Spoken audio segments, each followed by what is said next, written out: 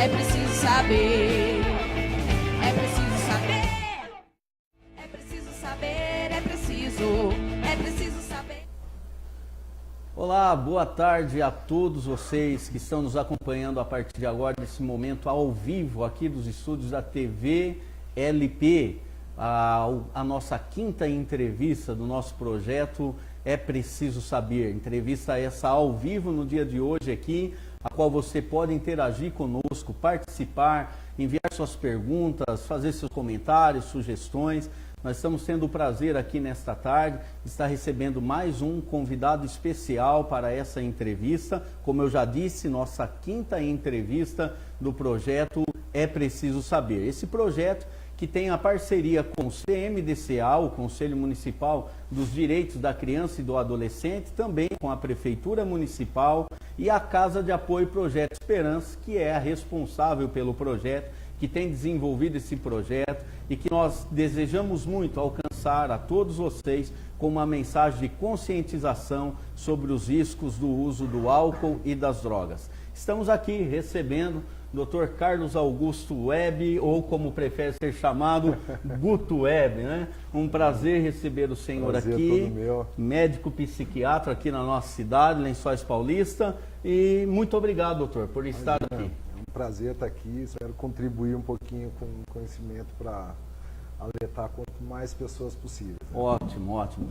Lembrando que o nosso projeto, obviamente, doutor, nós aí com a CAP vemos o tamanho do sofrimento que a dependência química causa, não só no usuário, como nos familiares e em toda a sociedade, né? Mas elaboramos esse projeto pensando mesmo na prevenção, né, com um pensamento nas crianças e adolescentes. Então hoje, pessoal, vocês estão nos assistindo, compartilhe, convide outros amigos a assistirem ao vivo aqui a nossa entrevista. O doutor vai estar nos ajudando aqui a compreender melhor o que é a psiquiatria, o trabalho de um médico, né, nessa área, e também sobre os alertas dessa conscientização dos riscos que as nossas crianças e adolescentes correm com a exposição contínua que a gente tem visto no nosso dia, que as crianças e adolescentes sofrem, né, em qualquer local, em qualquer município do Brasil tem sofrido. E aqui em Lençóis Paulista nós temos tido esse projeto com muita ênfase, com muito trabalho, pensando em ajudar as nossas crianças e adolescentes a ficarem longe do uso do álcool e das drogas. Para começar, doutor, eu gostaria de fazer uma pergunta assim, que eu acho que é uma curiosidade de todo mundo, né? O que um médico dessa área, psiquiatra, faz, né? Qual é a sua função mesmo? Explicar, esmiuçar um pouquinho o porquê nós te chamamos aqui, entendendo o ser humano, né? Claro, uma maneira que a gente consiga poder ampliar nossos comentários aqui hoje. Bom, primeiramente, assim, é importantíssima essa pergunta, porque ainda é muito pouca informação sobre a psiquiatria. A psiquiatria é uma das especialidades mais jovens, vamos dizer assim, de todas as especialidades médicas, né? E a função do médico psiquiatra é não só tratar um transtorno psiquiátrico quando identificado, mas é importantíssimo o papel dele na identificação desse diagnóstico, porque você tem que excluir causas orgânicas também que podem haver, né? Então, aí você consegue identificar através de exames clínicos, laboratoriais, e aí definir uma estratégia de tratamento, sim, um tratamento psiquiátrico, um tratamento psicológico ou um tratamento clínico de uma comorbidade, de uma patologia orgânica que está gerando os sintomas psiquiátricos. A psiquiatria ajuda, então, a identificar qual é a linha mesmo a seguir. Essa é a função de um médico, né, na origem da palavra, assim, de identificar o diagnóstico e a partir daí tratar. Entendi. Durante muito tempo, né, nós temos aí, estamos vindo no Brasil, né, essa questão do manicômio e tal, de desestruturar isso, ter novos métodos, mais humanizados de tratamento. E até por causa, eu acho que desse sistema antigo do manicômio, me parece que havia muitos preconceitos com essa questão, né, eu vou num psiquiatra e tal, né, ou você está indo num médico psiquiatra. Ainda hoje há uma resistência, o pessoal ainda encara...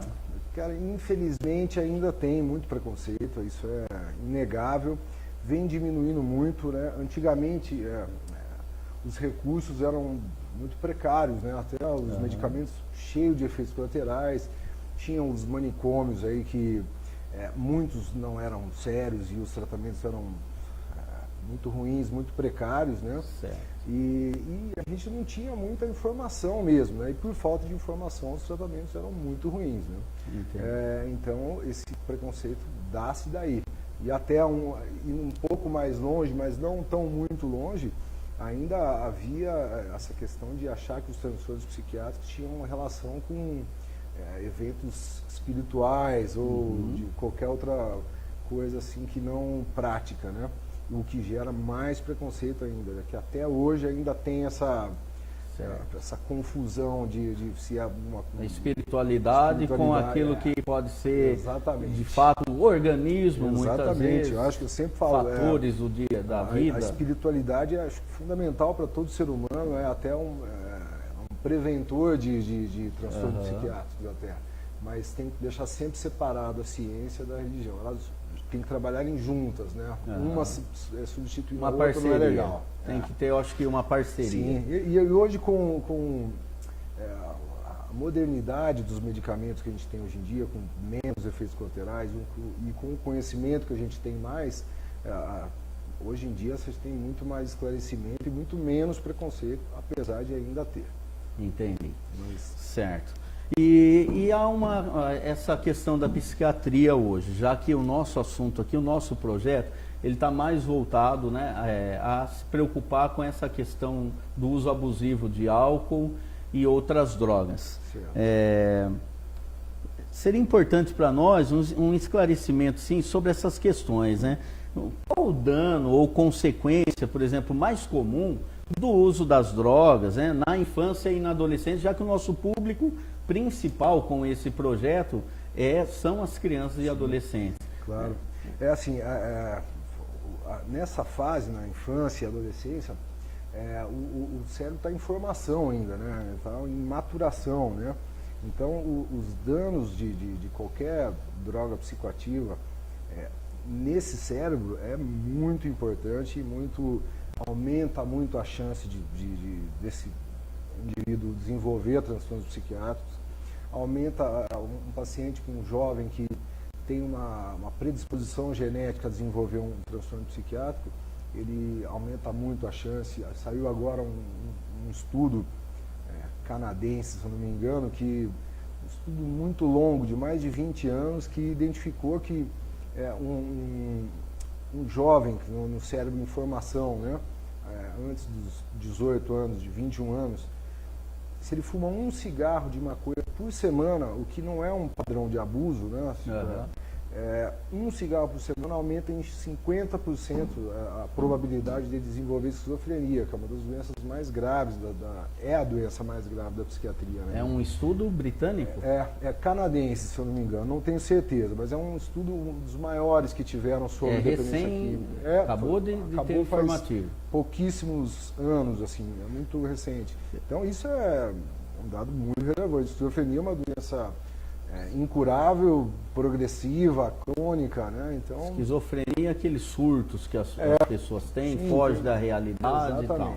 Olha que informação importante para vocês que estão nos assistindo, principalmente você adolescente, que eu torço para você estar assistindo, já que a nossa preocupação é te alertar. Nós estamos vivendo um momento, eu acho, de uns anos para cá, em que, principalmente no nosso país, vou falar da nossa realidade, fora daqui, né, não é a nossa convivência, não é o nosso dia a dia. Muitas vezes a gente tem visto aqui em Lençóis Paulista, infelizmente, me parece uma banalização quanto ao uso da maconha, né? Sim. Uma coisa assim, antes o pessoal corria para uma mata, para algum lugar escondido para fumar, e agora o pessoal está abolindo a maconha na pista de atletismo. Um dia eu parei e falar com 3 jovens, e disse para eles, desculpa, eu vou ter que falar para vocês, né?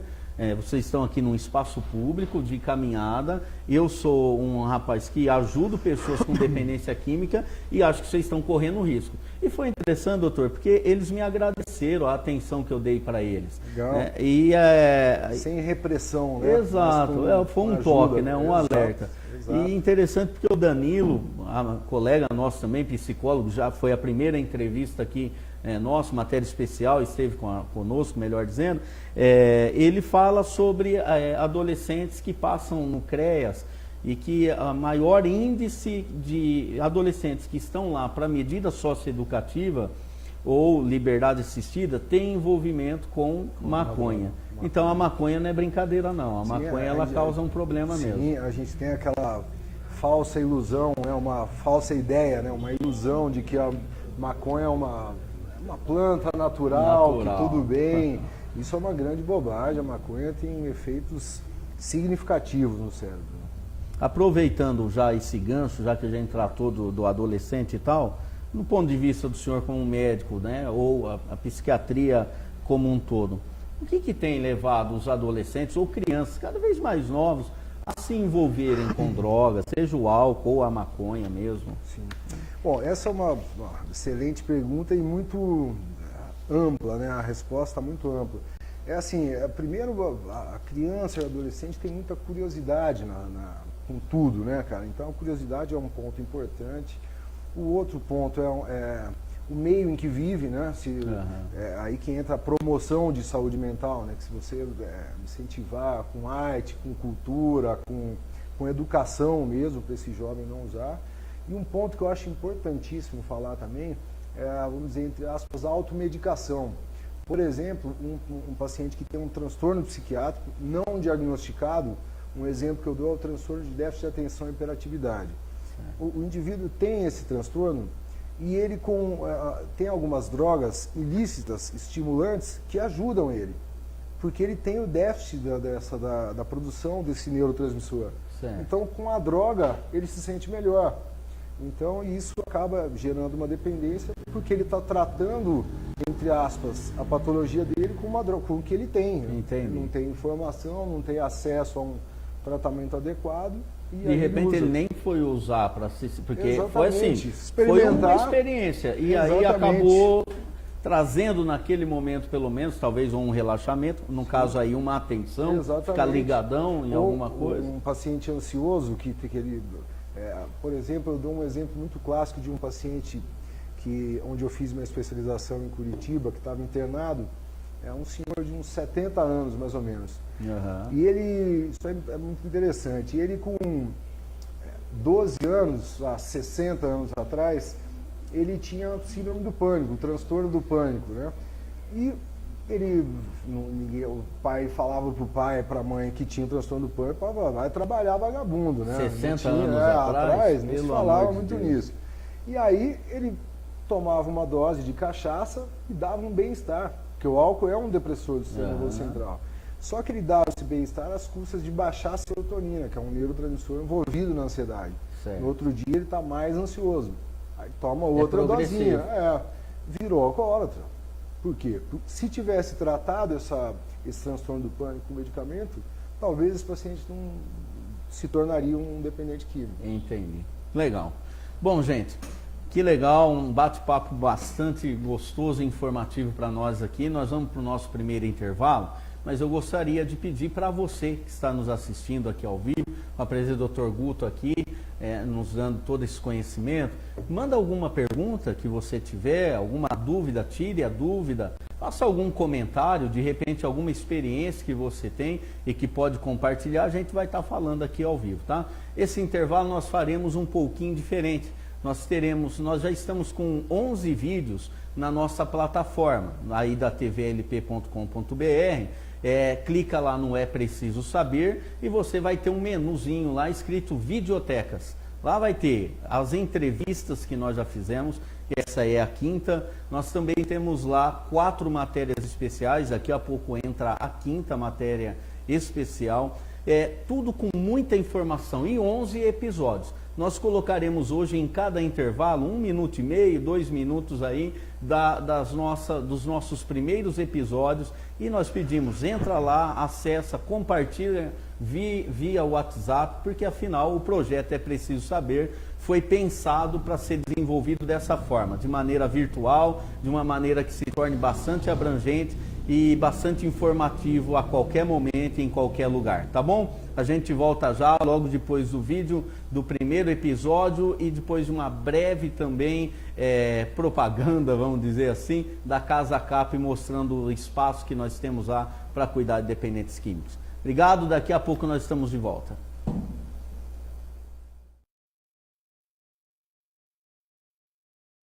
É ser alegre, poder brincar, poder fazer, assim, ter sua imaginação, porque quando você se tornar adulta, você não vai mais poder ter essa imaginação, você vai ter que trabalhar, fazer um monte de coisa. Para ser criança, você tem que aproveitar, você tem que se divertir, fazer um monte de coisa. Ser criança não tem trabalho de se preocupar com nada, pode, se quiser, precisa estudar, mas pode ficar o tempo que quiser brincando. Eu acho que uma criança ela deve brincar. Ela deve brincar, ela deve estudar, né? Aproveitar bem, porque tudo tem uma fase. E a fase da criança, eu acho que ela tem que estudar, ela tem que brincar, ser cuidada e amada muito pelos adultos. Minha mãe e meus pais falam que por a minha idade eu sou adolescente, mas pra falar, eu falo que eu sou criança mesmo. É você já saber o que é certo e errado, porque mesmo crianças, elas sabem, mas elas não sabem totalmente. Eu acho que os adolescentes já têm noção do que o que pode fazer, o que é correto e o que não é. Um adolescente também, ele tem que estudar. Talvez a fase de brincar já tenha passado um pouco ou diminuído um pouco mais, mas ele tem que usar esse tempo dele sem pular fases, ele tem que estudar. Era uma vez um livro que contava a história de uma pessoa. Começou com uma tal de criança, que todo dia adorava escrever e colorir aquele livro com uma energia impressionante. E a cada dia, uma página a mais era preenchida. Assim, várias coisas iam surgindo no livro. Bola, sorvete, carrinho... A CAP iniciou suas atividades em dezembro de 2010. Nosso trabalho consiste em ajudar pessoas que desejam abandonar os vícios do álcool e das drogas, em um ambiente de tranquilidade e paz, com uma equipe responsável e amiga. Oferecemos atividades diversas no dia a dia e a oportunidade para uma nova maneira de viver. Se você conhece alguém que precise desse tipo de ajuda, entre em contato conosco.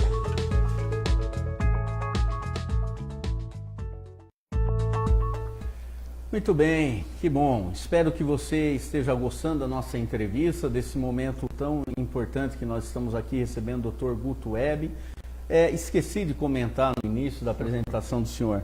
O Dr. Guto é proprietário de uma clínica que cuida de pessoas com problema de dependência química e outros problemas também. Sim, a clínica... Sim, Clínica Libertar. Na verdade, somos eu, meu primo, que é psiquiatra também, o Dr. Regis Webb, e meu tio, que é o pai dele, e meu padrinho, o Dr. João Carlos Webb. Ah, legal. Uma clínica de psiquiatria geral e dependência química também. Certo. Nós, mais uma vez, agradecemos a presença do doutor aqui e poder estar nos ajudando, né, a compreender melhor essa área da psiquiatria com as questões de dependência química. Um ponto que eu gostaria de ressaltar é aquilo que o senhor falou há pouco, não precisamos voltar ao assunto, mas ressaltar a quem está nos assistindo e que irão assistir depois, né, o risco que a maconha ela traz. Muitas vezes nós temos visto o engano de pensar é natural e tal. Cuidado com isso, porque realmente é muito perigosa a substância, né, da maconha, aí, a conhecida maconha. Se você me permite fazer uma interrupção, isso aí, é muito importante a gente falar do álcool. O álcool, por ser uma droga lícita, a gente você vê adolescentes, pais bebendo com adolescentes de 14, 15 anos. Isso é criminoso, eu diria, porque o cérebro e de fato um crime, né? E assim, o cérebro está em formação, você oferecer álcool para um adolescente, assim, é absurdo, assim, porque predispõe a vários transtornos psiquiátricos. o cérebro está em formação, não tem cabimento. E, no entanto, você vê em novelas, em coisas, isso difundido de forma muito tranquila, assim, né? E, na verdade, se você parar para pensar, o impacto que o álcool tem na sociedade é muito maior do que qualquer droga. Sim. Pensando em números, né? É o que mais causa morte Exatamente. e todos esses transtornos. E porta de entrada para outras drogas também. Então, ótimo. Muito obrigado, doutor, imagina. por ressaltar isso. Há uma pergunta aqui que nós queremos dar continuidade. Como a medicina, né, psiquiatra, ela define a dependência química, né, e como a gente pode, de repente, aí nós temos o nosso círculo de amigos, familiares, como identificar, de repente, alguém que está demonstrando já um passo rumo à dependência química ou já se tornando dependente químico, né? Como a medicina vê isso e como nós podemos identificar para ajudar essas pessoas. Sim. Né? Então, a medicina vê isso baseado em dois critérios de manuais de classificação de doenças, né? Que é o CID-10 e o outro que é o DSM-5, né? Que são os manuais de classificação dos transtornos psiquiátricos. E eles se divergem em algumas coisas e convergem em outras. E são, o que eu sempre falo eles falam sempre em padrão de uso e abuso maior que 12 semanas. Quando o paciente tem a abstinência, quando fica sem a droga, né? Quando o paciente desenvolve a tolerância pela droga, que é uma dose a mesma dose já não faz mais efeito e tal. E eu sempre falo o seguinte, que não tem muita regra, assim, a gente não deve se ater muito a números e tal. Acho que a gente tem que identificar se a droga que ele está usando, independente do padrão, se é de abuso crônico ou qualquer coisa, se isso está trazendo prejuízo para a vida dele.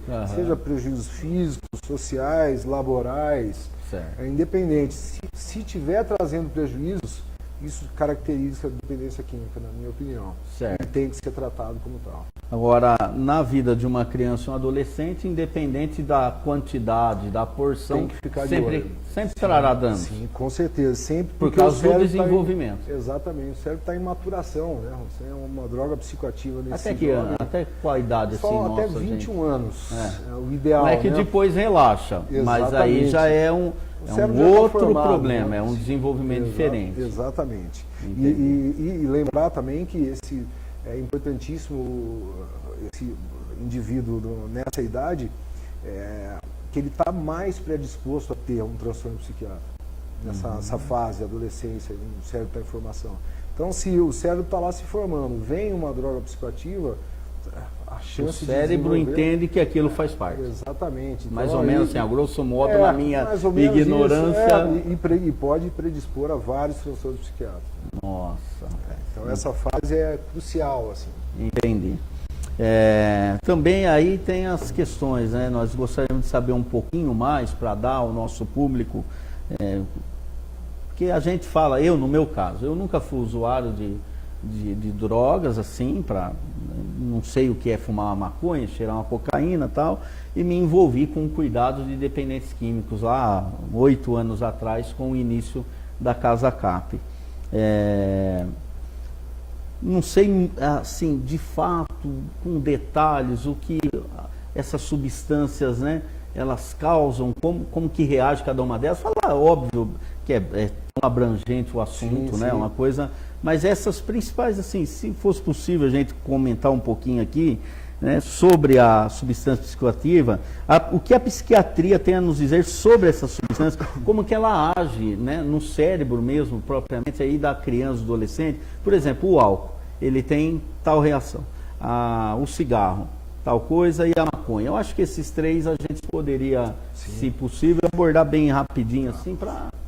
assim, toda uma substância psicoativa, o que define que ela é uma substância psicoativa, é que ela tem uma ação direta em neurotransmissores, que fazem as conexões cerebrais, que geram comportamentos, né? Então aí entra desde o café, o cigarro, o álcool, cocaína, os medicamentos também são psicoativos, são drogas psicoativas, que também devem ser usadas com sabedoria, porque senão acaba virando droga também. Né? Sempre, desenvolve uma dependência. Sim, exatamente. O que eu vejo muito na medicina, no Brasil e no mundo, é o tratamento de sintomas e não de patologias. Por exemplo, um transtorno ansioso, o cara vai num clínico geral, alguém que não tenha tanta experiência com psiquiatria, ele vai tratar a síndrome ansiosa dele com um calmante. E esse calmante, ele não está tratando a ansiedade desse paciente, está tratando o sintoma da ansiedade. Então, acaba que não vai tratar nunca, e esse paciente, além de não ser tratado, vai ganhar uma doença que é a dependência química desse medicamento, entendeu? Então, é importante falar isso também, que então, toda a substância psicoativa, ela é psicoativa, dá esse nome, porque ela tem uma ação diretamente no cérebro e gera um comportamento. O álcool na criança? Sim, o álcool é um depressor do sistema nervoso central, né? Então, o álcool a longo prazo, ele causa atrofia cerebral, né? É muito comum ver a demência alcoólica, né? Então, causa um dano físico mesmo no cérebro. Nós temos um rapaz lá na Casa CAP, está com 42 anos, e ele fala que os pais foram usuários de álcool, compulsivos, e ele começou a beber com 8 anos de idade. Impressionante, né? Diz que jogava muita bola, teve a oportunidade, quando adolescente, de jogar no Corinthians, na Portuguesa, grandes times do Paraná também, na época, Matsubara e tal, mas que o álcool acabou sendo mais atrativo para ele do que isso. Com 8 anos começou a beber, você imagina que o cérebro dele entendeu que ele só consegue viver com álcool. Exato. Ele aprendeu a viver com álcool. Então, que sofrimento. E a maconha, no caso, é uma droga? Uma droga depressora do sistema depressora central também? E a maconha, ela causa alucinação também? Pode levar a psicose. Mais raro, mas pode. Mas a maconha pode levar a transtornos ansiosos, a transtornos do humor também, né?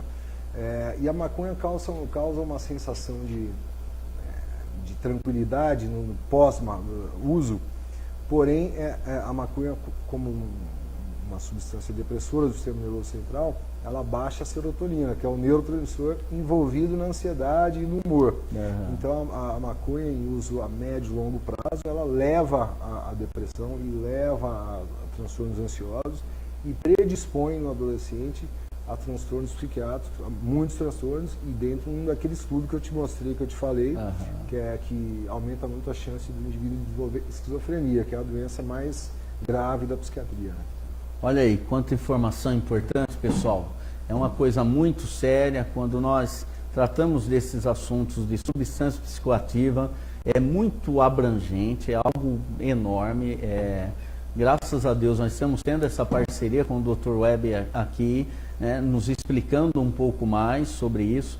Eu tenho visto o sofrimento de muitas pessoas, como é o exemplo desse rapaz que eu acabei de citar. De vez em quando, doutor, nós recebemos algumas crianças lá na nossa entidade, né, para conhecer o sítio e aí ouvir a história do nosso pessoal. E esse rapaz sempre se emociona muito, porque é crianças de 10 anos, 12 anos, que faz visita lá para nós, e aí a gente vê o quanto ele se emociona, chora muito cada vez que ele fala, porque ele sabe que ele perdeu muito por causa do uso do álcool, né? Se perdeu, aí acabou usando outras drogas também, mas na infância foi realmente relacionado ao álcool. E fica um alerta para os pais aqui, para os adultos. O doutor já citou no primeiro bloco, né? É crime, de fato é crime, diante da nossa legislação, entregar um copo de cerveja para um adolescente, um menor de idade, cometer um crime, né? Além dessa questão crime, dentro da legislação mesmo brasileira, eu acho que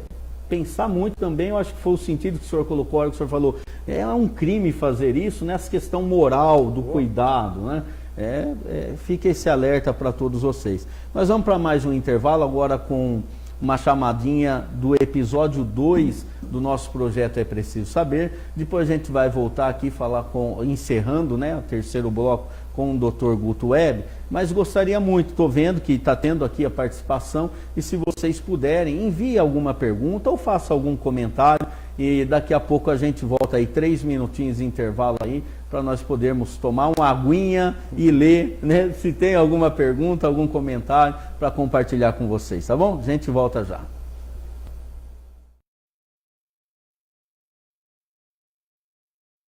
Na vida, estamos quase sempre rodeados de pessoas.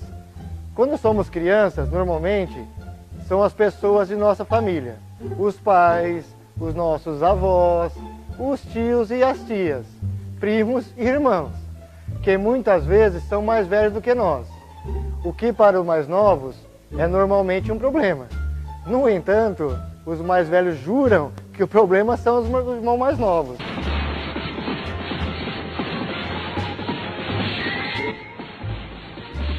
Bem, acho que desta parte é difícil de saber quem tem razão. E ainda tem o cachorro, o papagaio e o gato. Bem, esses até que não incomodam tanto assim.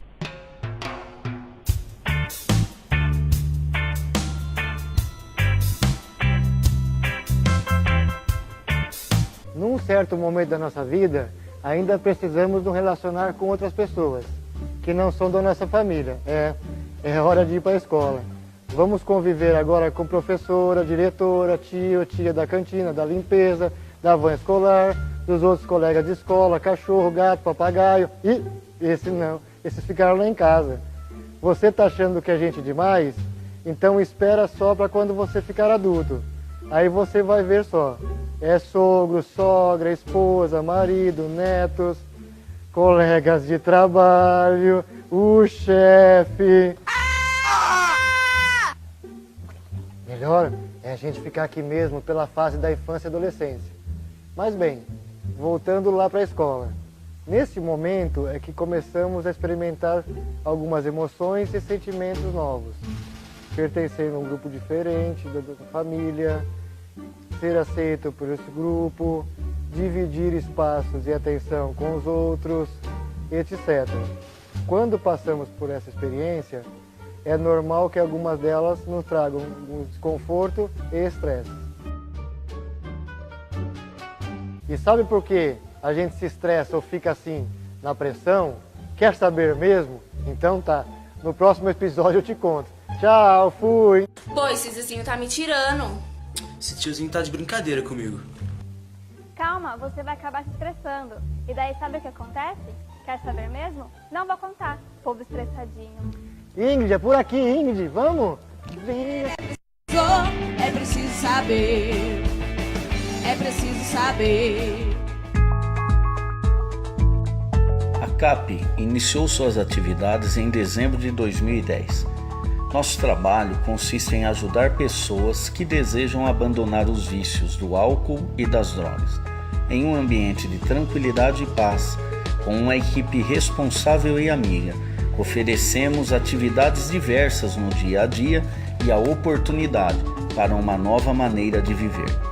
Se você conhece alguém que precise desse tipo de ajuda, entre em contato conosco.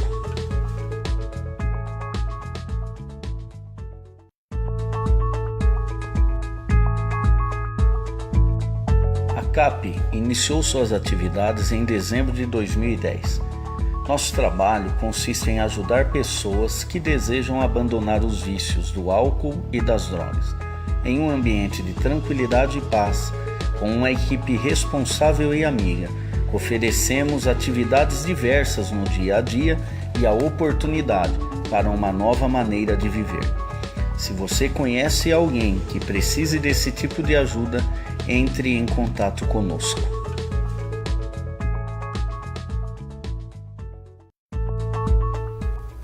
Muito bem, de volta aqui com a nossa quinta entrevista ao vivo do projeto É Preciso Saber com o Dr. Guto Web.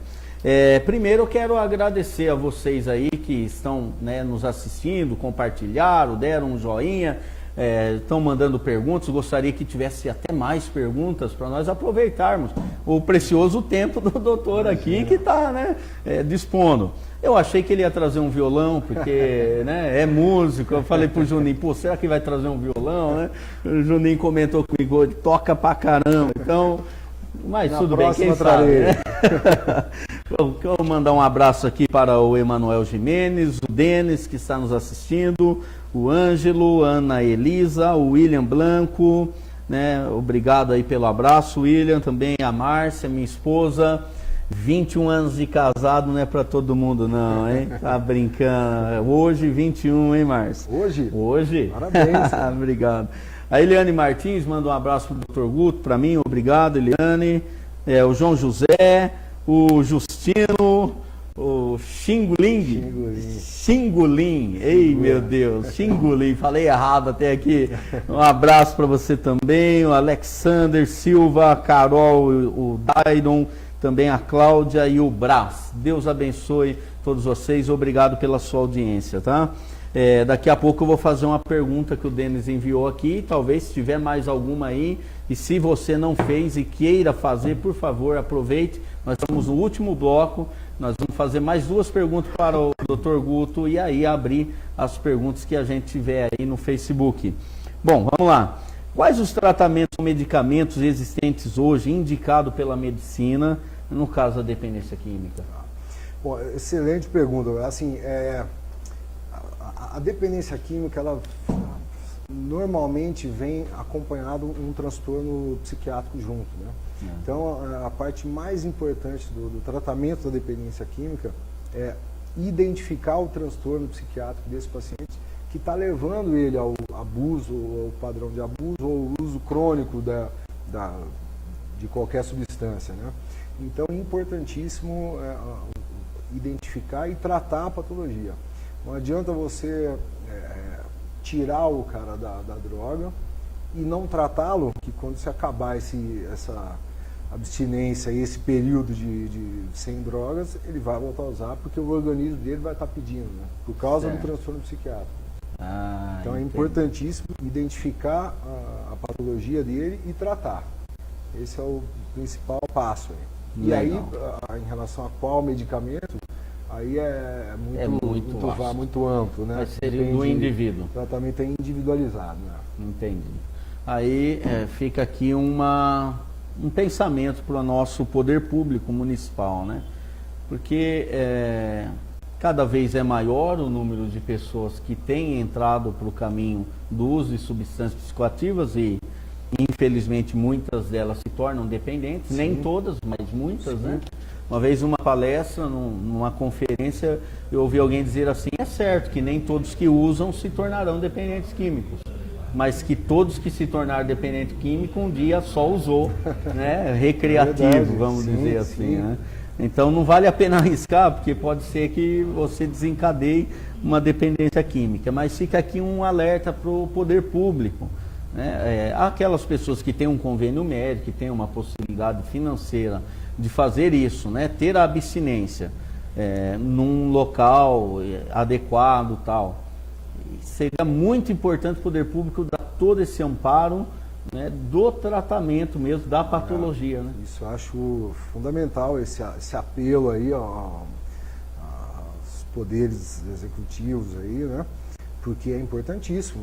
Eu vejo assim o trabalho de vocês lá assim como guerreiros mesmo, assim, porque estrutura, imagino que vocês não têm uma estrutura, tudo feito na luta mesmo, né? Na raça, na luta. Então, assim, um projeto tão bonito desse, fica aqui o meu apelo também. Muito obrigado. Que ajude a esse instituto, que é maravilhoso. A ideia é maravilhosa. É isso aí. Então, vai lá, hein? Vamos lá, poder público, nos ajude aí nesse acompanhamento com as pessoas, né? Nós já estamos, como CAP e tantos outros lugares que eu conheço, podendo proporcionar a essas pessoas um ambiente limpo, um ambiente saudável, com pessoas que estão ali dispostas a ajudar. Mas o senhor abre aqui para mim também um entendimento melhor. Será muito mais um resultado positivo tendo esse tratamento da patologia. E eu aqui publicamente me coloco à disposição como voluntário também, caso você precise, com qualquer paciente, dúvida, pode ligar para mim, pode contar comigo. Que bom, muito obrigado. Também aqui nós temos aqui na nossa enquete aqui, tem como prevenir a dependência química? Caso sim, na sua opinião, qual é a maneira mais adequada assim, de prevenção para se chegar no adolescente, na criança? Eu acho que assim, a prevenção de dependência química é a promoção de bem-estar, promoção de saúde, né? Isso envolve atividade física, atividades culturais, né? Uma educação de qualidade, né? que vai, informação, né? A gente vê muito essas propagandas que mostram assim, fotos de dependentes químicos na pior, assim, maltrapilhos, assim, isso não traz isso acaba trazendo uma propaganda inversa, né? Porque o adolescente tem muita curiosidade, né? Então é mais importante. Ele se arrisca. Exatamente. Então ele é vulnerável ao adolescente, né? Então é muito importante mais importante você promover ações que melhoram a vida, a saúde mental desse adolescente, né? Como atividade física, cultura, arte, né? Que legal. Vai um monte de coisa. Eu vou aproveitar esse momento para dar parabéns a toda a nossa equipe aí do Conselho Municipal sobre Drogas. O Conselho Municipal sobre Drogas em Lençóis, 4 anos para cá, nós conseguimos reativá-lo, porque ele estava inativo, e nós vimos aí ao longo desses 4 anos um bom desenvolvimento e estamos continuando. E provocando o poder público para essa realidade, de dar oportunidade para as crianças e adolescentes se envolverem mais com o esporte, com a cultura, né, com um lazer mesmo, algo bom, ocupar os espaços públicos. Nós tivemos lá no Júlio Ferrari, há alguns dias atrás, um movimento muito legal envolvendo o CRAS, envolvendo o pessoal do Senai, as escolas ali circunvizinhas, e tivemos numa terça-feira um número grande lá na Praça Pública do Júlio Ferrari, na Praça de Skate, com apresentações das próprias crianças e adolescentes. Isso é muito legal. Foi muito bacana e casa bem com a sua fala aqui, desse método preventivo, proporcionar agora, atividades à criança e adolescente. Eu tive agora uma atividade como músico, né, que você me falou, que eu participei com um projeto Guri, com o coral e o pessoal da percussão do coral do projeto Guri. Esse projeto é um projeto assim, maravilhoso, não pode parar, assim, não pode parar e tem que ter muito mais apoio. São quase 300 crianças tendo arte todo dia, que legal. Estão acompanhadas, assim, a chance dessas pessoas desenvolverem dependência química é muito menor com um apoio desse. Eu conheci a Aline, o Joey, o Zé Santos, que fazem um trabalho lá maravilhoso. Um abraço também para o pastor Joézer, que é um professor do projeto Guri também, e a todos mesmo envolvidos. Minhas filhas já fizeram Guri e realmente estão de parabéns. Vale ressaltar sempre esses projetos, né? Coral da Unimed, por exemplo, com as crianças, que é coisa maravilhosa. Então, parabéns a todos aqueles que têm se envolvido. Está tendo agora um momento diferente, está para surgir também um projeto com muito mais amplitude para esportes aqui no município, né?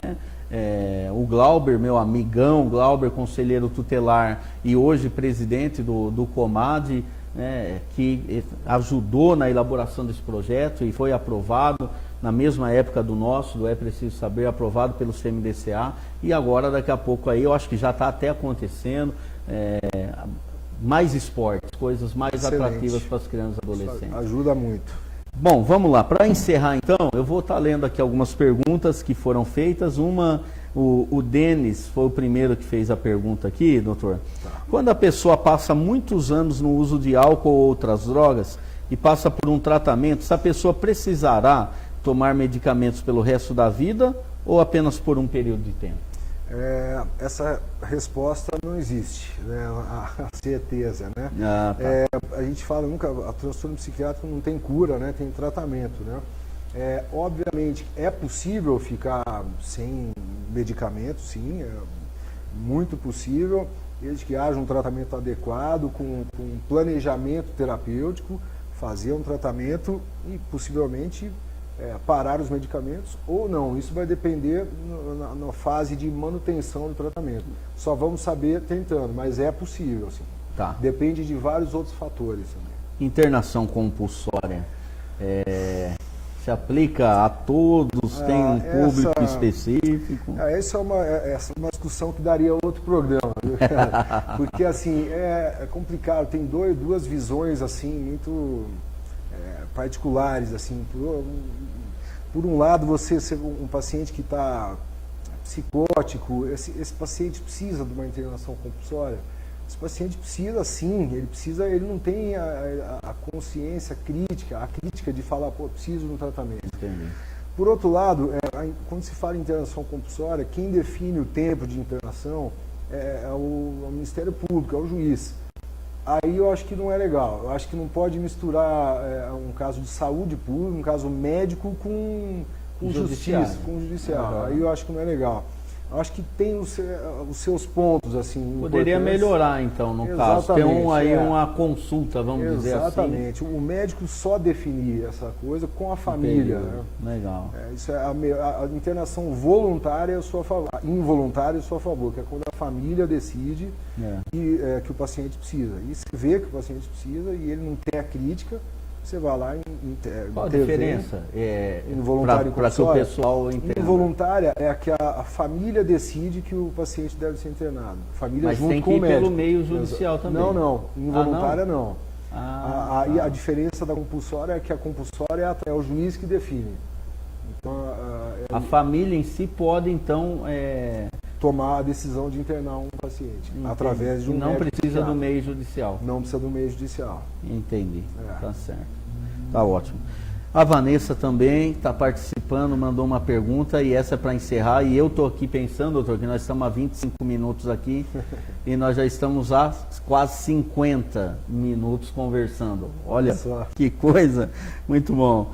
Já vamos encerrar. Né? Quando uma criança é gerada na dependência química, a gestação, necessariamente essa criança terá problema com vício?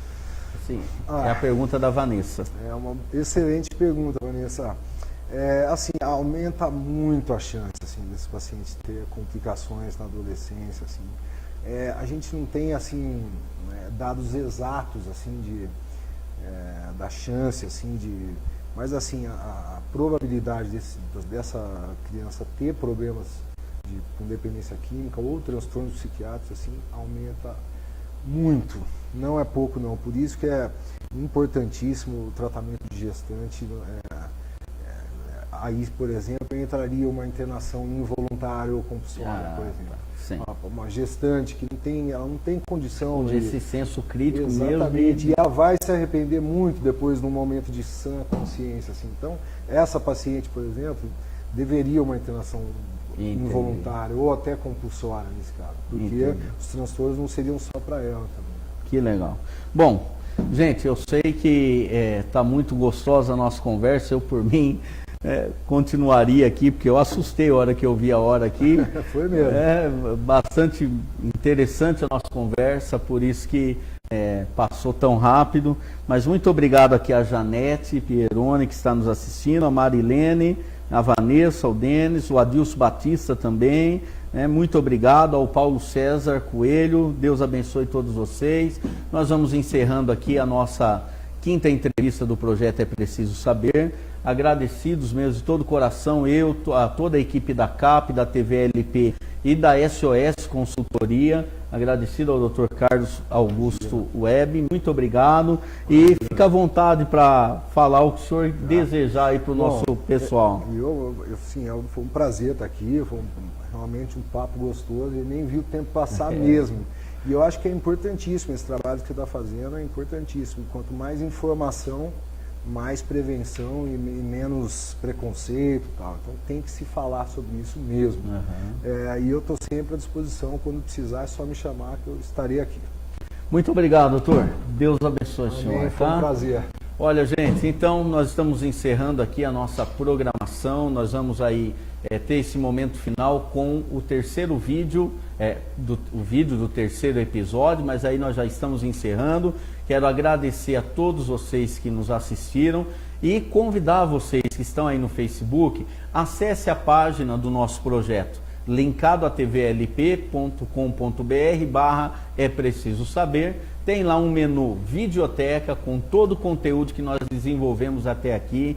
Com certeza vai ser muito bom para você, para a sua família. É um projeto que está preocupado com isso, em ajudar você a se prevenir, a cuidar dos seus filhos de uma maneira bem legal. Bom, obviamente você, pai e mãe, tem o seu cuidado, mas nós queremos te dar uma parcela de conhecimento sobre os riscos da dependência química. Deus abençoe, um abraço, até a próxima oportunidade. Obrigado.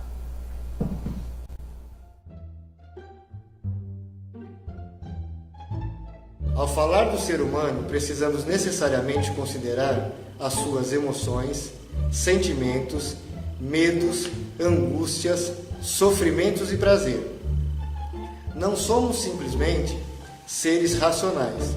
Uma parte considerável de nossas decisões e escolhas são tomadas em função de aspectos emocionais e psicológicos. Na maior parte das vezes, somos guiados por nossos impulsos e pulsões. Impulso ou pulsão, uma vontade ou energia que nos orienta a realizar algo diante de um estímulo. Assim que este algo é realizado, essa energia ou vontade tende a passar. Como a avó já dizia, vontade é a coisa que dá e passa. É só ter um pouco de paciência. O problema é que para muitas pessoas, na procura de satisfazer estes impulsos, muitas vezes acabam por confundir esta necessidade de satisfação com o prazer e o seu próprio bem-estar, inclusive a ponto de pôr em risco sua própria vida. Freud usava como exemplo disso o uso de drogas. Freud era um médico que nasceu em 1856 e morreu em 1939. É considerado o pai da psicanálise. E se por acaso você não sabe o que é psicanálise, deixa de ser preguiçoso e vai pesquisar no Google. E depois não esquece de me contar, porque eu também não sei o que é. Que coisa absurda. Só sei que todos dizem por aí que Freud explica. Deve ser porque ele sabe de tudo. Igual aquele seu coleguinha meio nerd. E quando essa necessidade de atender a esses impulsos se torna... É preciso saber.